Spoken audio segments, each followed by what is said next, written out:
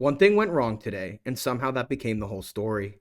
You were actually having a good day. You woke up in a decent mood, things were moving, you felt okay. And then it happened. Something small, a parking ticket on the windshield, an unexpected bill, a text that rubbed you the wrong way. Something that in the grand scale of your life means almost nothing. But something in you just dropped. Not gradually, immediately, like somebody flipped a switch. The decent mood evaporated, and now everything feels heavy in a way that it didn't 30 minutes ago. Here's where it gets interesting. It didn't stop at the parking ticket. The ticket became evidence. Evidence that things don't work out for you. Evidence that the other shoe always has to drop. Evidence that this is just how your life goes. You're not upset about a ticket anymore. You're upset about your entire life. The ticket just unlocked a door that was already there. And now the day is gone. Your peace was never yours. It was borrowed. Okay? It was borrowed from everything going right. And borrowed peace doesn't survive a parking ticket. Your nervous system isn't reacting to a fine, it's reacting to what the fine means. And what it means is determined entirely by the foundation you were standing on before it happened.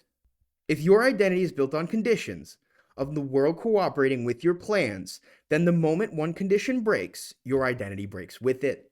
This is called negativity bias. All right? So if 5 good things happen, but one bad thing happens, all you think about is the bad thing. But that's not the whole story, because not everyone spirals from a parking ticket. Some people absorb the bump and keep moving. Same brain, same wiring, different result.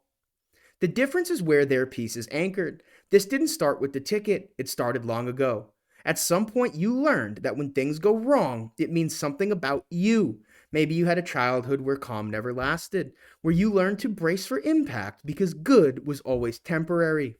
Listen, your nervous system adapted. It started scanning for the next disaster to keep you from being blindsided. That's what the nervous system does. That's what it's there for. But the problem is, you're not in an environment like that anymore. The alarm system just never got updated. And now you've been inhabiting an identity as the person things happen to. So when the ticket hits, it lands as confirmation. See, I knew it. Bad things always happen to me. Why me? I can never win. And that's not a bad day. That's a broken foundation. And keep in mind, if that's how you're speaking, that's what the universe will reflect back to you. Look at the person who has the steadiness you want. When things go wrong, and they always go wrong, they feel it.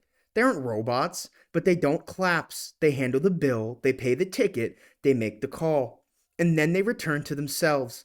Not because they practice the technique, but because their peace isn't stored in how the day is going.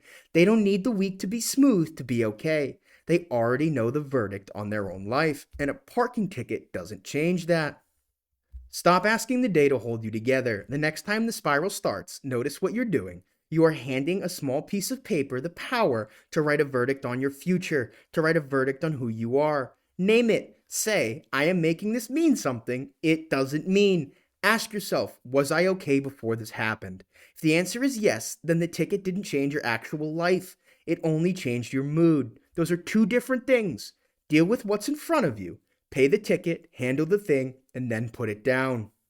The person who moves through difficulty without collapsing doesn't have a better life. They have a better identity, a better anchor. One bad thing should cost you a moment at most, not your whole day. Okay? If it's costing you the day, the problem was never the parking ticket. The ticket was a minor inconvenience on a day that still belongs to you.